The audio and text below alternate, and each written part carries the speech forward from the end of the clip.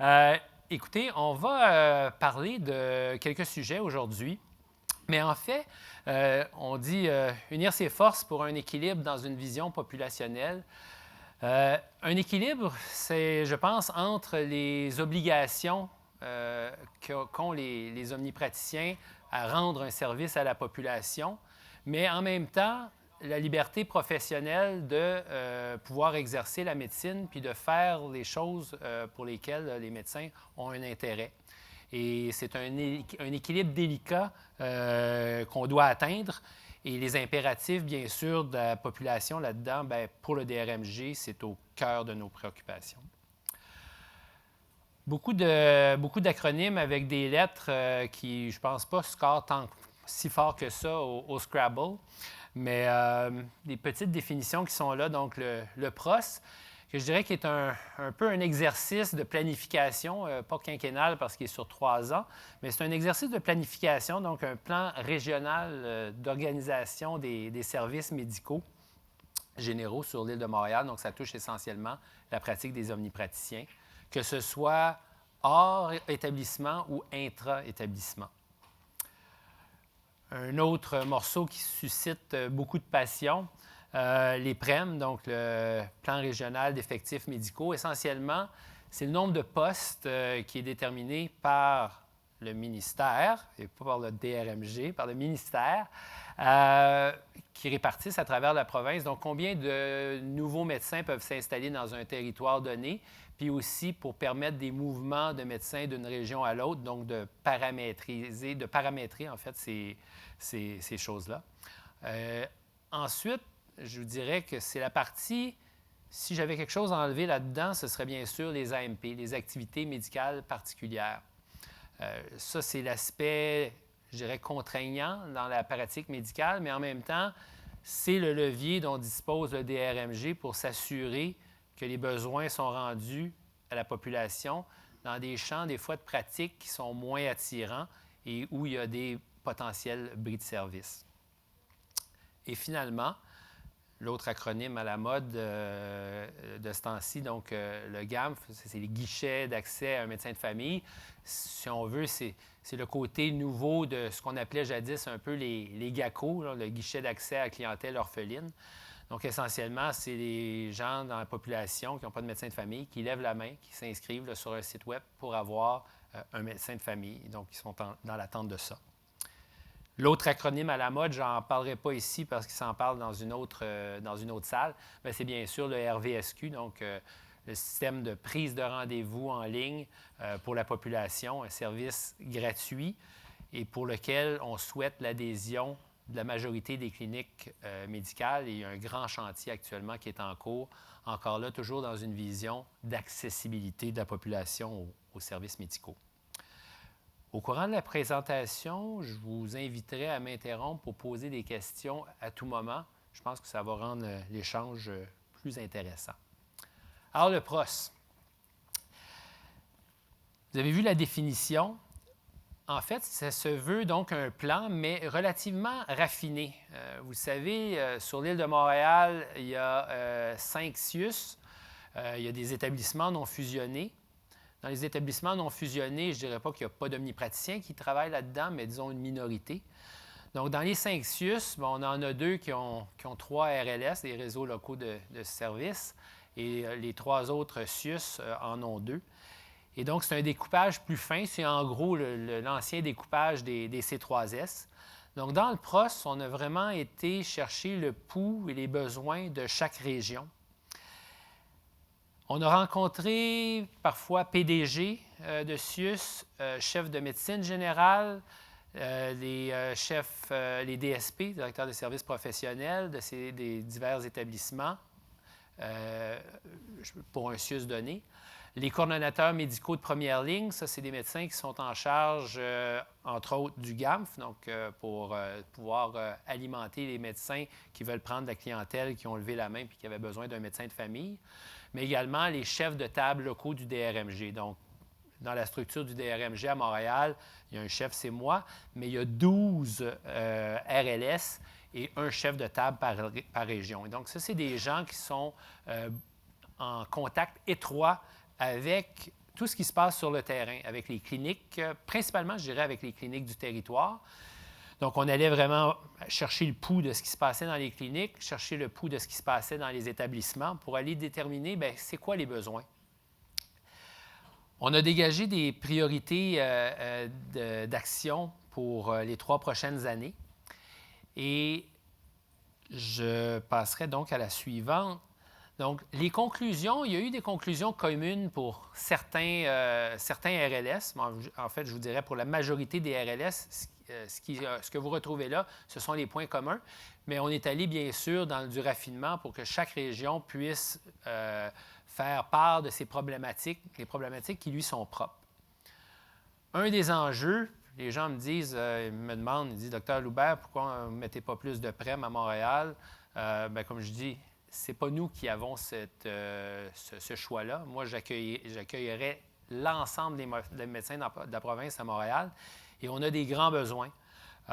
On sait que 25 des médecins de Montréal, 25 des médecins ont plus de 65 ans et ils ont la prise en charge de 40 de la clientèle montréalaise. Alors, quand ces gens-là prennent leur retraite, et c'est souvent une question générationnelle des médecins qui travaillaient et qui ont investi beaucoup de temps de leur vie dans leur pratique, alors avec des caseloads de 1500, 2000 patients, voire plus. Et quand un médecin comme ça quitte, ça prend souvent plusieurs nouveaux médecins pour remplacer la charge de travail que ces gens-là effectuaient. Et on a un enjeu majeur à Montréal. On s'en va vers un mur terrible parce que lorsque ces médecins-là vont prendre leur retraite, bien, ça ramène beaucoup de patients sur le guichet ou encore carrément juste la clientèle orpheline. Et en passant, avec les lumières, j'ai difficulté de voir si vous levez une main, donc n'hésitez pas de crier s'il y a une question. L'autre nécessité, donc, c'est de soutenir les coordonnateurs médicaux locaux, donc ceux justement qui sont responsables du GAMF, du guichet d'accès. Mais également, c'est des gens qui sont responsables du CRDS. Ça, c'est le Centre de répartition des demandes en spécialité. Donc, vous savez, jadis, on prescrivait, je ne sais pas moi, une consultation en cardio. Le patient allait voir la secrétaire en avant et il remettait une feuille avec des noms de cardiologues puis des numéros de téléphone. Peut-être la moitié de ça là-dedans n'était plus à jour. Puis c'est le patient qui devait magasiner un rendez-vous à gauche, à droite. Bien, grâce au CRDS, il y a une demande unique qui est envoyée à un centre de répartition des demandes en spécialité. Et puis, selon la condition clinique, puis également l'environnement géographique du patient, bien, c'est le CRDS qui va donner le rendez-vous au patient. Donc, ça prend, bien sûr, on a un bassin verseur de demandes, puis ça prend un bassin receveur de ces demandes-là, donc de spécialistes qui offrent des disponibilités. Et c'est important, donc, pour que ça fonctionne, de bien soutenir les coordonnateurs médicaux de première ligne. Il y a des particularités aussi dans certaines régions de Montréal qui s'apparentent presque à ce qu'on retrouve en région éloignée. Il y a des déserts médicaux, il y a des endroits dans le nord de Montréal, un petit peu dans l'ouest de Montréal, puis aussi dans l'est, il y a des déserts médicaux. Si je pense au quartier Hochelaga-Maisonneuve, si je recule un an derrière, pour une population de 50 000 habitants, on avait à peu près l'équivalent de 3 équivalents temps plein médecins. Alors, il y a et vous bougez d'à peu près même pas 5 km, vous vous ramassez au centre-sud où là, il y a une quantité abondante, oui, de population, mais également de médecins. Puis la clientèle, la population de Hochelaga-Maisonneuve étant une population excessivement défavorisée socio-économiquement, bien, c'est des distances souvent que ces gens-là ne sont pas prêts à franchir. Mais bref, quand on regarde la carte de Montréal, puis on regarde l'installation des diverses cliniques, des CLSC, puis des hôpitaux, on réalise qu'il y a vraiment des déserts. Et c'est là qu'on a une réflexion à apporter, à savoir comment on va faire pour soutenir le développement de points de service dans ces milieux-là. Stimuler l'entrepreneuriat médical, c'est quand même un gros challenge. Hein? La tourmente et les changements des dernières années, il n'y a pas eu beaucoup d'éléments pour stimuler l'entrepreneurship médical avec l'abolition des frais accessoires et des choses comme ça. Je ne porte pas de jugement par rapport au fait que c'était bien ou pas, mais l'impact final pour les cliniques médicales a été de créer des difficultés financières. C'est sûr que les programmes GMF, GMFR viennent aider, soutenir, mais il y a des enjeux aussi, si vous êtes des gestionnaires, la non-indexation du financement de ces structures-là, avec par contre de l'autre côté des coûts d'opération qui augmentent. Il n'y a pas beaucoup d'éléments pour stimuler l'entrepreneurship médical. Alors, il faut faire preuve d'agilité là-dedans. Un des éléments qu'on voit, puis lors des discussions que j'ai eues avec mes collègues du ministère, pas plus tard qu'hier, une ouverture à plus de flexibilité au niveau des cadres GMF ou GMFR. Et on pourrait penser aussi à la présence de GMF progressifs comme il existe en région, c'est-à-dire des GMF qui pourraient émerger avec des seuils d'inscription de moins de 6 000. Ça, ce n'est pas des choses qu'on a discutées ensemble, mais c'est des choses que je vous dis là, qui apparaissent dans le PROS de Montréal. Et des fois, c'est juste de créer l'étincelle comme ça d'un regroupement de médecins qui ont cette bannière GMF-là, bien, ça crée un momentum pour attirer d'autres médecins. Les nouveaux médecins qui arrivent sur le marché, souvent, ne sont pas intéressés à joindre des milieux autres que le GMF pour plusieurs raisons. Dans ces milieux-là, il y a souvent une meilleure structure, il y a beaucoup plus de ressources professionnelles, puis aussi, bien, il y a des incentives financiers pour le médecin qui y travaille. Mais je pense que c'est surtout le support à la pratique qui les attire dans ces milieux-là. Donc, ça fait que les milieux qui n'ont pas le 6 000 patients, ne sont pas des GMF, c'est difficile pour eux, surtout si c'est des milieux qui ne sont pas avec des jeunes médecins qui ont des contacts pour amener d'autres membres travailler. C'est difficile de progresser. Et puis là, on se retrouve dans des cliniques médicales qui, tranquillement, bien, des médecins plus âgés avec un caseload qui s'alourdit ou qui demeure le même, mais des gens qui vont prendre leur retraite sans personne pour prendre la relève. Un autre des enjeux, c'est de bien recenser ce qui se fait en CLSC. La pratique médicale en CLSC, il y a de la prise en charge qui s'y fait, il y a beaucoup de programmes, et il y a certainement une réflexion à avoir, à savoir, est-ce que les programmes qui se font en CLSC doivent nécessairement tous se faire en CLSC? Ça, c'est une chose. Et puis la deuxième chose, c'est sûr qu'on est rendu avec une unité de mesure qui passe beaucoup à travers l'inscription de clientèle. Alors, de se dire, oui, je fais du programme, mais est-ce que je pourrais quand même inscrire cette clientèle-là comme médecin de famille à l'intérieur du CLSC pour permettre à ces CLSC-là de devenir des GMF? On a des milieux, on a 35 CLSC à Montréal. On a des CLSC qui ont une moyenne d'inscription par médecin de 23. Et à l'autre bout du spectre, on a des CLSC qui ont une moyenne d'inscription de 800 patients par médecin. Ceux qui ont 23 patients, probablement, c'est parce qu'ils font beaucoup de programmes, mais je pense qu'il y a une réflexion à avoir là-dedans. On a, je crois, 3 CLSC dans lesquels il n'y a aucun médecin. Et donc, le DRMG pense qu'il y a une façon de maximiser la productivité médicale si on comprend bien ce qui se fait dans nos CLSC, puis si on se concerte tous ensemble pour avoir une vision commune. L'autre chose, bien sûr, avec les vagues d'immigration, il y a eu une hausse importante des demandeurs d'asile et des réfugiés. Rapidement, un réfugié, lorsqu'il arrive au Canada puis au Québec, en dedans d'une semaine, il obtient une carte d'assurance maladie. Alors pour lui, il y a des barrières potentiellement linguistiques, puis il y a des enjeux reliés au fait d'être un nouvel arrivant, mais au moins, il y a sa carte soleil, qui est une porte d'entrée, qui lui donne une porte d'entrée dans le système facile. Les demandeurs d'asile, par contre, eux, ils ont une espèce de feuille d'immigration et ils sont couverts par un programme fédéral qui, à travers Médavis, paye les médecins le même tarif que ce que la RAMQ paye pour les actes. Par contre, il faut s'inscrire à Médavis, il faut facturer par un lien différent Et ça cause dans certains milieux une barrière puis une limitation à l'accès. Il y a des endroits, des cliniques où ils vont dire, bien, vous payez comme si vous étiez un touriste venu du Québec et vous n'avez pas d'assurance, puis vous devez payer. Même chose au niveau de la radiologie. Aller dans un laboratoire d'imagerie médicale hors établissement, il y a des endroits qui est considérés comme des non-résidents, puis non, vous irez faire vos rayons X à l'hôpital.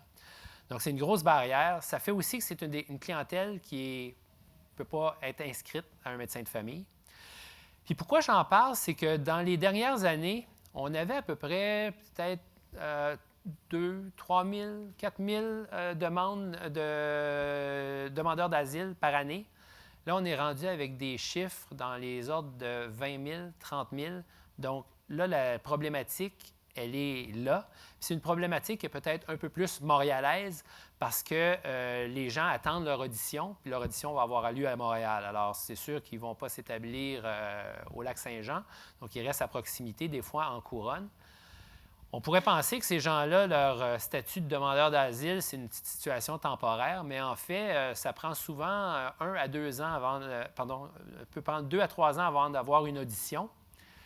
Et lorsqu'ils ne sont pas reçus, ce qui est un gros pourcentage des cas, là, à ce moment-là, ils rentrent dans des processus d'appel et leur séjour peut s'étirer sur 10 ans. Alors, je pense que c'est une clientèle qui doit nécessairement bénéficier d'un accès égal aux citoyens du Québec aux soins. Et puis pour ça, bien, le DRMG a proposé des solutions pour pouvoir donner cet accès-là. Donc ça fait partie des problématiques du PROS.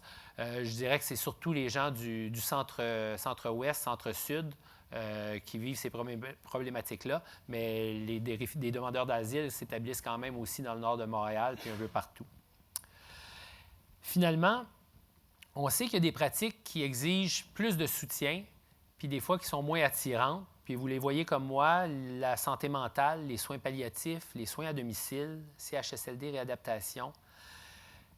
Et si vous regardez ce qui est là, vous allez retrouver ces choses-là un petit peu plus loin dans la présentation au niveau des AMP. Et quand je parlais de besoins de la population, puis la nécessité pour les médecins d'y répondre, bien, elle est là, l'adéquation, puis il faut essayer de pousser, favoriser la pratique dans ces champs-là. Et finalement, une des problématiques, bien sûr, bien, c'est l'accès aux services diagnostiques. Puis là, ici, j'ai écourté ma slide, mais il y a aussi la communication.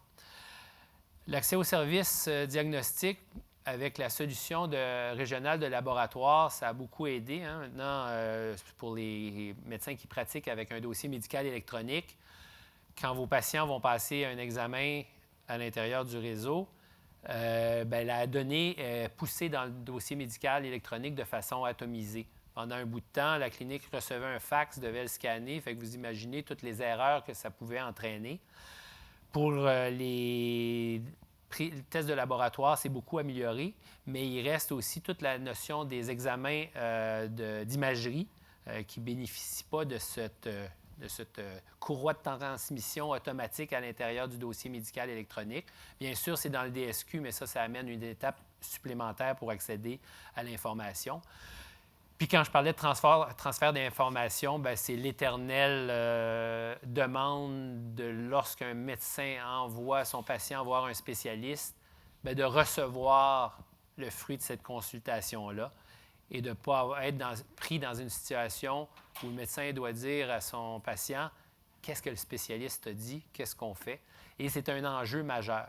J'espère qu'avec une version éventuelle du CRDS, autant la demande de consultation a été poussée électroniquement, mais que le retour de la consultation se fasse par le même chemin. Et puis là-dedans, bien sûr, pour tout ce qui est de l'aspect imagerie médicale, la venue prochaine d'un CRDS, donc d'un centre de répartition des demandes, mais là en imagerie, va pouvoir amener également plus de facilité pour le patient d'avoir son examen dans les temps appropriés. Donc ça, c'est je dirais, les enjeux généraux qui étaient pas mal communs à tous les territoires de Montréal. Le PREM. Donc, le PREM, le plan régional d'effectifs médical donne un avis de conformité à un médecin qui permet à ce médecin-là de travailler dans une région. Et il n'est pas contraint de faire la totalité de sa facturation dans le RLS. Avant, ça marchait par grande région, donc il y avait un prême à Laval, vous pouvez travailler n'importe où à Laval, vous aviez un prême à Montréal, vous pouvez travailler n'importe où à Montréal, mais ça faisait que les médecins se concentraient dans certaines régions, puis bien sûr, l'Est et l'Ouest de Montréal, puis à un degré aussi, le Nord, étaient en manque d'effectifs médicaux. Alors, le fait de contraindre les médecins à travailler à l'intérieur, donc de ramener le prême sur une base plus régionale, donc dans un RLS, bien, ça amène une meilleure distribution des médecins sur l'île de Montréal. Puis quand on parlait de déserts médicaux, il y a même des RLS qui ont été découpés en sous-territoires pour pouvoir, dans le cas de Hochelaga-Maisonneuve, amener des médecins spécifiquement à cet endroit-là. Donc, les médecins doivent faire au moins 55 de leur journée facturée dans le RLS pour lequel ils détiennent un avis de conformité. Puis, bien sûr, bien, si on ne le fait pas, il y a des pénalités. Ça ici, c'est la distribution provinciale des postes pour 2020. J'ai highlighté Montréal dans le centre. Donc, vous voyez 96 nouveaux facturants pour Montréal et 30 médecins en mobilité interrégionale. Donc, ça, c'est des médecins qui ont plus de 200 jours de pratique, qui peuvent donc se déplacer d'un territoire à l'autre ou d'un RLS à l'autre. Avec ça, on ne fait que maintenir, voire même, on est en dessous d'être capable de maintenir les départs à la retraite, le vieillissement de la population médicale qui, des fois, devient moins productive à cause de la maladie. Puis on a aussi une population qui est vieillissante, qui requiert plus de soins. Donc, je suis d'accord avec tous ceux qui disent que ceci est insuffisant. On pourrait, même eux sont d'accord, on pourrait penser, puis on le verra un peu plus tard, mais la consommation de soins sur l'île de Montréal, ce n'est pas uniquement des patients de Montréal que les médecins de Montréal desservent. C'est vrai que l'inverse se fait. Il y a des patients de Montréal qui sont desservis en couronne, mais quand on regarde la balance entre les deux, la balance est négative pour Montréal. Autrement dit, Montréal dessert beaucoup plus de patients quand on compare ce qui se fait à l'extérieur versus localement. Je regardais juste des données, par exemple, pour Laval. Juste en type de consultation, on parle de 100 000 consultations. C'est bien ça, 100 000 consultations pratiquement. La balance nette de patients de Laval qui viennent consulter à Montréal. On n'a pas regardé les chiffres pour la Rive-Sud, mais il y a vraiment une grande consommation. Puis là-dedans, je ne pense pas qu'on va changer les habitudes de consommation des gens. Les gens qui ont commencé, disons, leurs études à Montréal, ont habité, je ne sais pas, sur le plateau, avaient un médecin de famille à cet endroit-là, ont des enfants, à un moment donné, bien, doivent déménager, s'exodent en banlieue parce qu'il y a des réalités économiques pour acheter une maison. Bien, ils habitent en banlieue, mais ils ont gardé leur médecin de famille puis ils viennent consommer des soins à Montréal. Et la même chose, bien, il y a beaucoup de gens qui habitent en banlieue puis nécessairement qui travaillent à Montréal, fait qu'ils viennent consommer leurs soins à Montréal. De penser qu'utopiquement, parce qu'on dit, bien, si on augmente le nombre de médecins en région, les médecins vont nécessairement aller consulter là. Je pense que c'est faire fausse route. Les besoins sont importants à Montréal et on a besoin de le faire reconnaître davantage. Il faut dire qu'il y a des besoins partout, mais Montréal a 65 à peu près de sa population qui est inscrite. Et il y a d'autres régions du Québec où on est dans les 90-95 %. Alors, je pense que juste avec ça, il y a un fond de réponse. Le DRMG a proposé donc une répartition à travers les différents territoires. C'est sûr que quand on morcelle ça en 12, les 126 postes, ça fait des territoires où il n'y a pas beaucoup nécessairement de postes. Vous remarquerez qu'il y a des endroits comme dans l'est de Montréal où il y a des grandes pénuries, où il y a un nombre plus important de médecins. de nouveaux facturants qu'on veut envoyer là. Et hier, on a eu la réponse du ministère à notre répartition. Et il y a juste pour 2 territoires qu'il y a un changement. Faubourg en reçoit un de moins, donc Faubourg a 10 candidats. Et c'est au profit de Rivière-des-Prairies, Pointe-de-l'Île, donc dans l'est de Montréal. Mais sinon, la répartition officielle avec ce que je viens de vous dire, c'est celle qui est sortie, c'est celle qui est là et qui est sortie hier. Gros changement au niveau du système des PREM cette année. Avant, un médecin qui voulait pratiquer dans la région montréalaise, bien sûr, allait faire une demande à Laval, une demande à Montréal, puis une demande en Montérégie. Donc, les 3 DRMG se trouvaient à traiter toutes ces demandes-là. Et au terme, si le médecin, disons, qui voulait travailler à Montréal, avait un poste à Montréal, bien, les 2 autres DRMG avaient fait des procédures, que ce soit d'entrevue ou de traitement de dossier inutile. Donc là, cette année, il y a un formulaire unique. Je vais en parler tout de suite après, c'est la slide suivante. Il y a une période de mise en candidature aussi qui est réduite dans le temps. Avant, c'était un mois, là, du 15 octobre au 15 novembre. Là, on parle des 2 dernières semaines d'octobre. Il va y avoir des entrevues en personne. Donc, Montréal, on avait typiquement, là, dans les années dernières, à peu près 170-180 demandes. On a prévu 2 journées d'entrevues en octobre où on devrait être capable de métaboliser 192 demandes au maximum. J'espère qu'il y en aura moins, mais c'est beaucoup, beaucoup de travail. Puis en même temps, je comprends, pour des résidents, c'est un moment crucial dans leur vie, dans le sens qu'on vient de terminer nos études, c'est l'endroit où on veut s'établir, acheter une maison, on a un conjoint ou une conjointe qui a un emploi. Le fait de ne pas avoir la liberté de pratiquer où les gens veulent amène beaucoup de stress, beaucoup d'inquiétude. Donc, pour eux, c'est des moments très difficiles. Et on espère qu'avec un processus d'entrevue, ils vont pouvoir sentir qu'ils sont entendus, écoutés. Malgré ça, on a typiquement à peu près, vous avez vu, on a 96 postes de nouveaux facturants. Donc, on dit non à presque 50 % des candidats, même si c'est d'excellents candidats.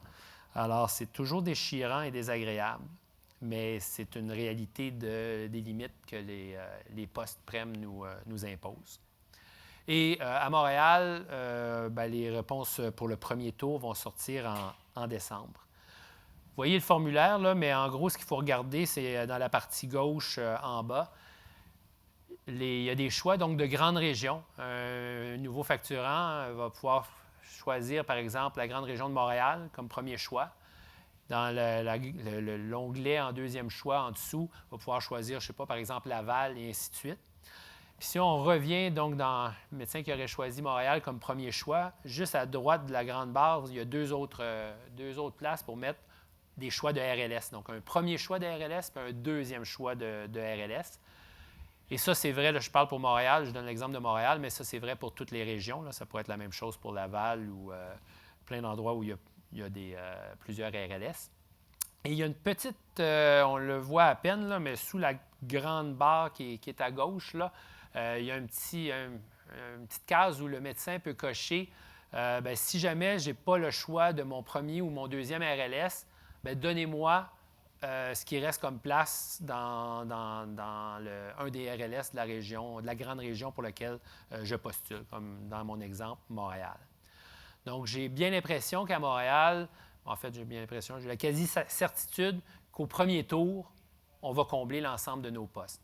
Il y a d'autres régions qui n'ont pas la même chance que nous ou le même challenge que nous, parce que quand on pense au nombre d'entrevues à métaboliser, je ne trouve pas que c'est une chance, mais on a la chance, par contre, d'avoir des gens qui veulent travailler à Montréal, puis ça, j'en suis très heureux. Donc, j'ai perdu le fil de mes idées. Mais pour les nouveaux facturants, donc, s'ils n'ont pas... OK, pour le premier tour. Donc, pour ce qui est du premier tour, je suis pas mal sûr qu'on va être comblé.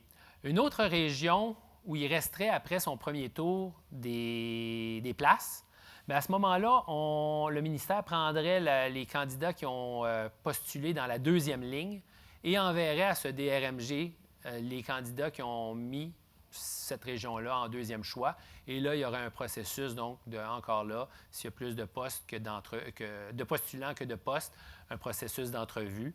Et donc, il y aura comme ça un premier tour, un deuxième tour et potentiellement un troisième tour. Puis à la fin, bien, il y aura un mécanisme pour ce qui reste. Bien, pour le premier tour, en principe, ça devrait être complété en décembre. Puis par la suite, vous me corrigerez, mais janvier, un tour, puis février, le troisième tour. Donc, en principe, fin février, ça devrait... Pardon? C'est ça. Donc, un mois par tour.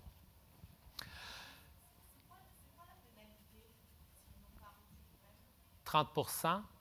Puis, il y a aussi, dépendamment de leur situation, là, après ça, il y a une impossibilité de réappliquer pour avoir un prême dans la région où vous avez travaillé sans prême pendant 5 ans. Donc, il faut quasiment que vous vous exportiez ailleurs avant de pouvoir réappliquer. Ça c'est vrai pour certaines conditions. Il y a des petits loopholes là-dedans, là, mais en gros, c'est ça.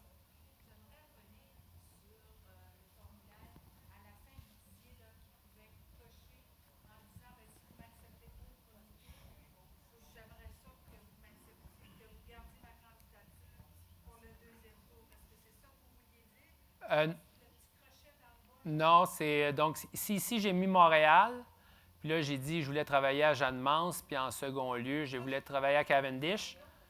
Si je coche cette petite case-là, puis j'ai pas eu Jeanne-Mance, puis j'ai pas eu Cavendish, par exemple, bien là, ils vont me donner ce qui reste. Typiquement, souvent, le territoire à l'extrême est de Montréal, à Pointe-de-l'Île, où il reste souvent des postes, bien à ce moment-là, le candidat va aller là. Puis après ça, le deuxième tour, c'est vraiment, ça concerne cette case-là.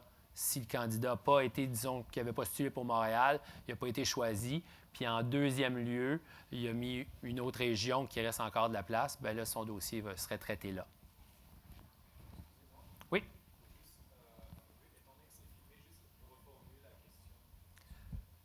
Donc, votre question, c'était...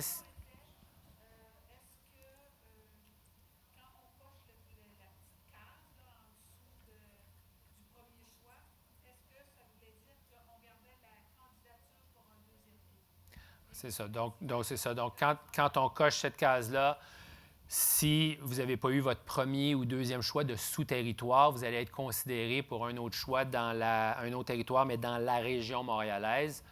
Puis c'est vraiment distinct du processus du deuxième tour parce que là, on regarde vraiment une autre région. Les AMP. Alors, ça, je dirais que c'est le levier principal que le DRMG a pour être capable de s'assurer que les services soient rendus à la population. L'année passée, on avait pratiquement 1000 lits sur l'île de Montréal de CHSLD qui n'avaient pas de médecins pour s'occuper d'eux. Donc, il y avait des mécanismes, bien sûr, ils n'étaient pas laissés tout seuls, mais il y avait des mécanismes de compensation, mais qui certainement n'étaient pas à la hauteur que ces gens-là étaient en droit de recevoir. Et donc, les AMP existent depuis plusieurs années, mais c'est l'obligation pour les médecins de moins de 15 ans de pratique de faire certains types d'activités. Les médecins de plus de 15 ans de pratique pourraient se voir sollicités dans des cas exceptionnels. Et c'est presque arrivé l'été passé avec la crise qu'on a vécue dans nos CHSLD à Montréal. Il y a deux types de classes d'AMP, je dirais. Vous pouvez faire donc vos AMP de 12 heures d'AMP que vous avez à faire, parce qu'on s'entend, les AMP, ça ne touche pas l'entièreté de la pratique médicale du médecin. Ça touche, en fait, 132 heures par trimestre. Là, donc, c'est une base de 12 heures fois 11 semaines sur 13, donc 44 semaines par année fois 12 heures. Donc, les AMP simples, 12 heures par semaine, ou des AMP mixtes, puis ça va être, vous allez bien le voir dans la prochaine slide, dans le tableau. La prise en charge étant quelque chose de super important, on a choisi de le mettre nécessairement prise en charge, donc inscription de clientèle et suivi de clientèle, un 6 heures, ce qui représente 250 patients, avec un autre 6 heures d'activité. Ça peut se faire dans n'importe quel RLS de Montréal. Donc, même si vous détenez votre avis de conformité dans Jeanne-Mance, vous pouvez aller faire vos AMP dans un autre territoire de Montréal. en autant que vous respectiez la règle des 55/45 % de vos journées facturées. Et bien sûr, bien, il y a des pénalités financières si vous n'êtes pas adhérent aux AMP. Le formulaire est là et vous voyez donc les AMP simples. Donc en haut, ça reprend les activités, je dirais les secteurs d'activité où c'est soit que c'est difficile d'avoir une pratique autre qu'à temps plein, ou encore c'est vraiment des centres d'activité très, très, très importants. Et ça, c'est les AMP pour Montréal. Chaque DRMG détermine le panier d'AMP qu'il offre à ses médecins. Pour Montréal, bien sûr, donc l'urgence et dans les AMP simples, CHSLD, réadaptation, soutien à domicile. Et il y a aussi les soins palliatifs là, qui n'apparaissent pas sur le formulaire, mais qui apparaissent dans une description à l'endo. Et puis, vous voyez, donc, dans la partie inférieure, toute la partie des AMP mixtes. Donc, c'est nécessairement la prise en charge de clientèle et une des activités qui suivent. Donc, bien sûr, on reprend les activités les plus importantes comme l'urgence, CHSLD et autres, mais on a aussi l'hospice, l'obstétrique, et il y a même des AMP, vous voyez la petite case en bas. Le CEDAR, c'est le centre pour les demandeurs d'asile et réfugiés. Il y a des trucs dans les centres de détention, les travails en itinérance ou le travail auprès de la clientèle aux prises avec des problèmes de toxicomanie. Donc, on s'entend, c'est 6 heures de prise en charge avec 6 heures d'une des autres activités qui sont énumérées là-bas. C'est sûr que ce n'est pas le fun à contraindre les médecins à faire ça, mais quand, comme groupe, les gens ne se mobilisent pas pour rendre le service, bien, c'est là qu'on n'a pas le choix de mettre des balises et de brimer, oui, un peu la liberté, mais en même temps, on a une responsabilité comme médecin de rendre des services. Il y a une question?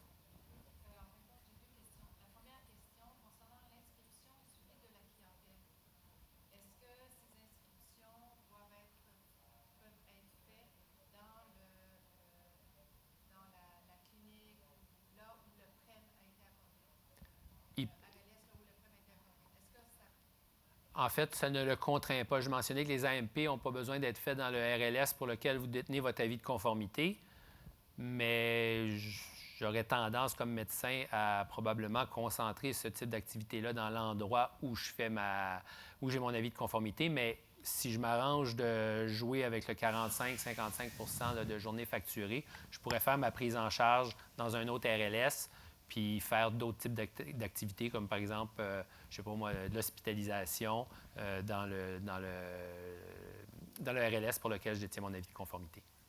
Il y avait pour les nouveaux facturants de l'année passée des médecins qui faisaient du sans rendez-vous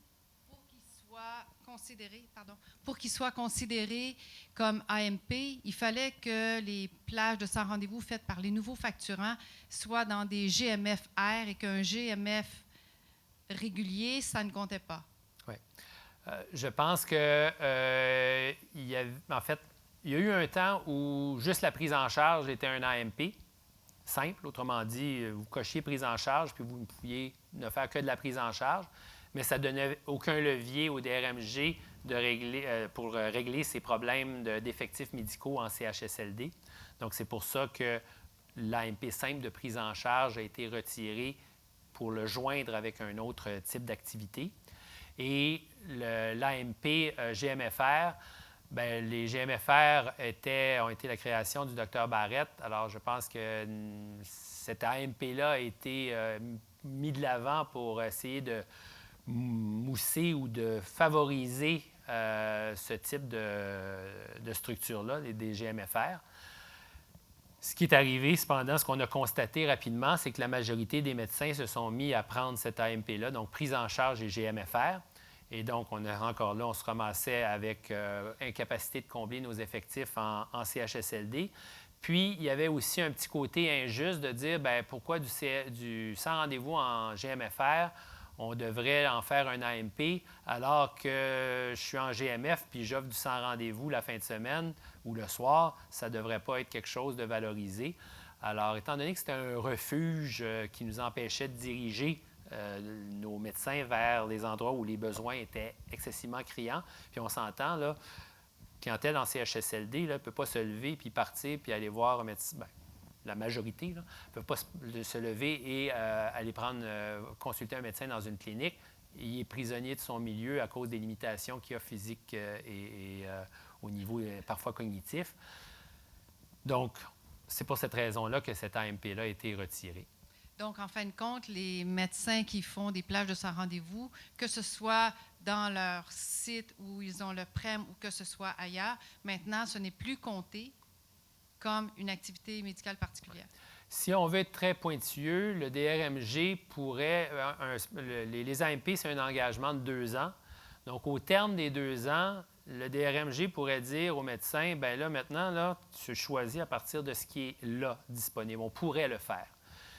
Mais en même temps, il y a toute une question de si on change les AMP ou on change la pratique des médecins, on va créer continuellement, on va créer d'autres trous à d'autres endroits. Donc, on a une attitude de, bon, vous êtes engagé pour ces AMP-là, GMFR par exemple, bien, vous êtes chanceux, vous l'avez eu à ce moment-là, et puis c'est renouvelé jusqu'à ce que vous décidiez de changer vos AMP. La journée où vous déciderez de changer vos AMP, bien, ce sera les AMP en vigueur du moment auquel vous aurez accès.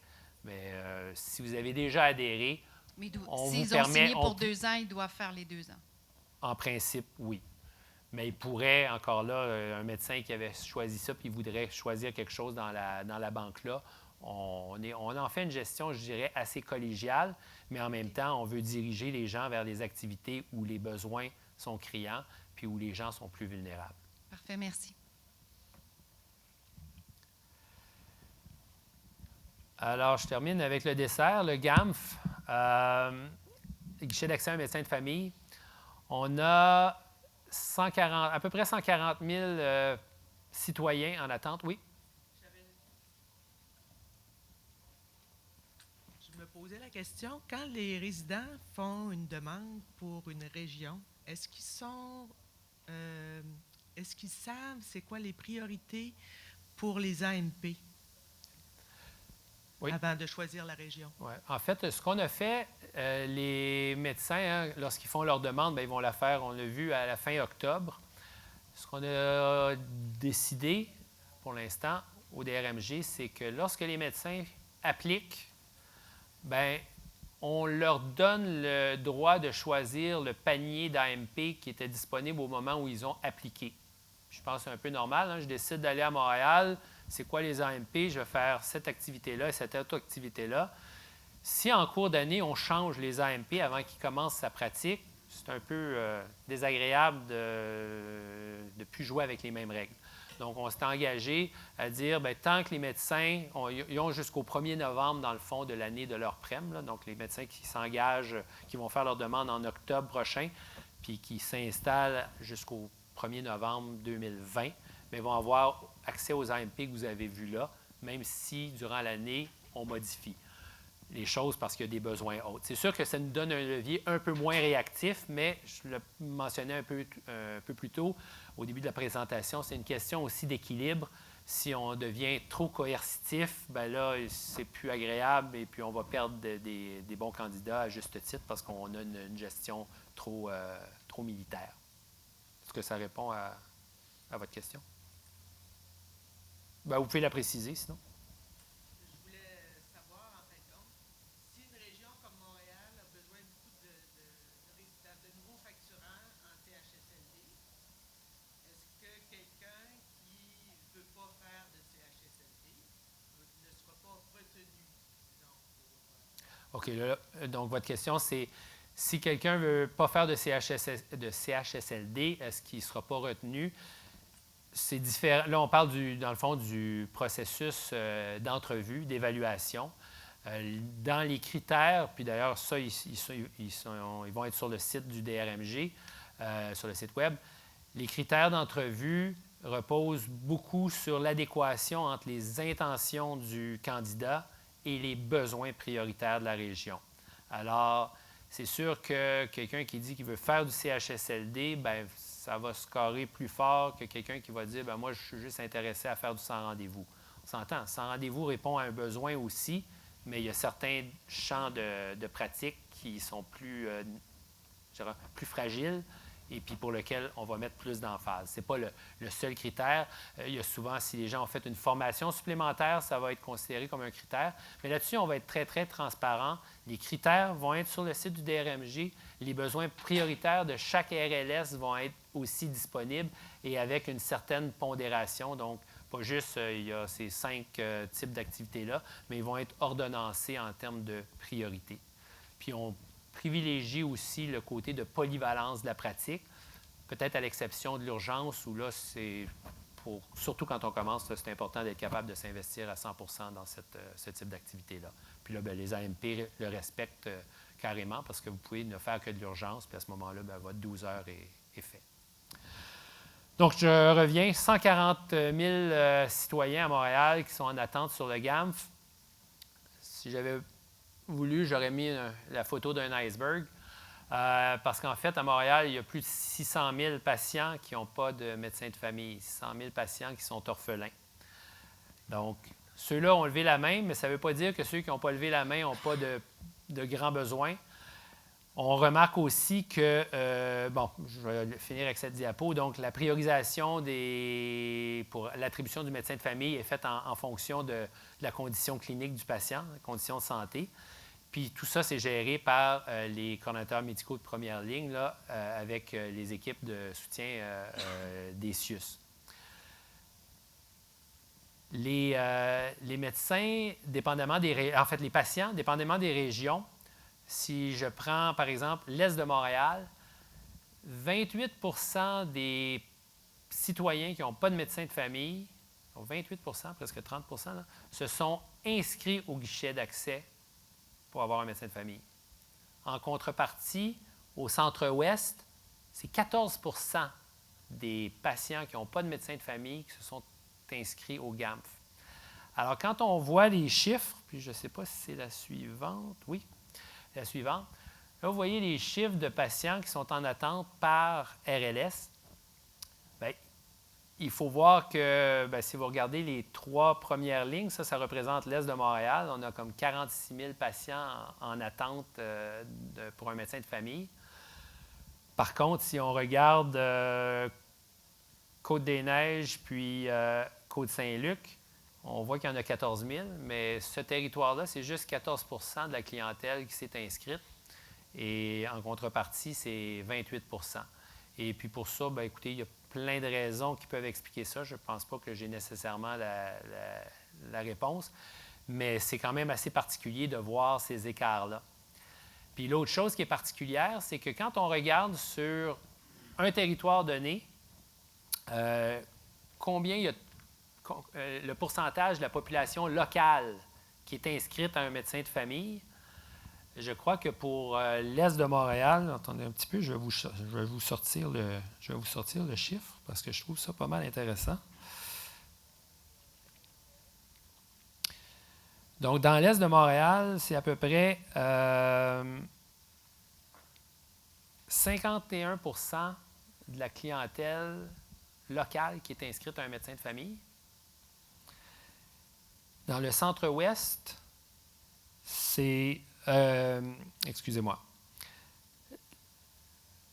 La population, les médecins du centre-ouest ont inscrit 119 de leur clientèle. Fait que dans le fond, on regarde combien il y a de population là, dans le centre-ouest. Disons qu'il y a 100 patients dans le centre-ouest. Bien, ils ont inscrit 119 patients. Donc, ils inscrivent beaucoup de patients soit de d'autres territoires ou de l'extérieur de Montréal. Puis dans l'Est, ils ont inscrit seulement 50 patients sur les 100 patients qui habitent le territoire. Pas parce qu'ils sont plus paresseux, je pense. C'est juste parce qu'ils sont beaucoup moins nombreux en termes de médecins. Fait que tout ça, c'est toutes des choses qui font qu'il faut prendre tous ces chiffres-là avec les interpréter à la lueur de plein de données. Puis, c'est des chiffres qui sont en mouvance. Le nombre de patients en attente d'un médecin de famille croît constamment. Par contre, il y a beaucoup de patients aussi qui sont inscrits, donc les médecins vont chercher sur le guichet, mais ils en inscrivent aussi qui n'ont pas de ceux qui ont levé la main, mais pouvez-vous inscrire ma mère, pouvez-vous inscrire mon frère? Ben oui, c'est des questions de pratique, puis d'avoir des familles aussi, le concept de médecin de famille. Donc, face à ça, le ministère et les CIUS désirent stimuler la prise en charge de la clientèle du GAMF. Il y a des forfaits de prise en charge qui ont été bonifiés, particulièrement pour la clientèle vulnérable, pour prendre la clientèle qui vient spécifiquement du GAMF. Et Dr. Vachon me corrigera, là, mais je pense que c'est 125 $ de plus que vous recevez en forfait de prise en charge quand vous le prenez du GAMF versus de quand vous le prenez sur le Fly. Alors, je pense qu'il y a ça qui est un incitatif. Le DRMG aussi a demandé que ce que vous avez vu là, comme prise en charge, l'AMP prise en charge de clientèle, que ça change pour prise en charge de clientèle, mais provenant spécifiquement du GAMF. Donc, on commence sa pratique, puis on devrait prendre au moins un 250 patients qui provient du guichet. Puis après ça, bien, vous serez libre de le prendre du guichet ou ce que j'appelle sur le fly. Mais pour amener ce réflexe-là de donner des services puis une prise en charge aux patients qui ont levé la main pour dire, bien, moi, j'ai besoin d'un médecin de famille.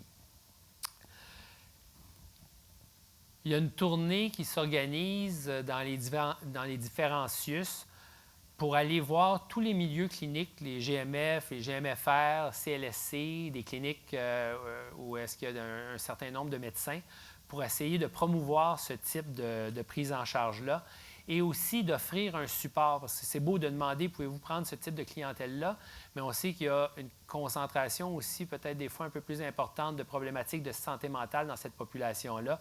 Donc, d'apporter le support, que ce soit en ressources professionnelles ou cléricales, à ces cliniques-là. C'est sûr que les cadres GMF, quand tu es rendu à...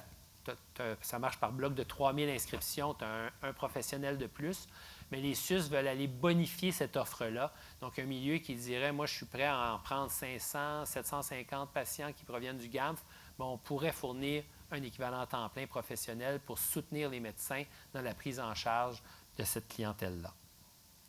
Je terminerai avec ma fille, vraiment, avec le sens de l'humour ce matin. Elle m'a dit, qu'est-ce que je dis quand je croise un singe sur la rue? Je ne sais pas. Elle dit, ben, bonjour papa. Merci.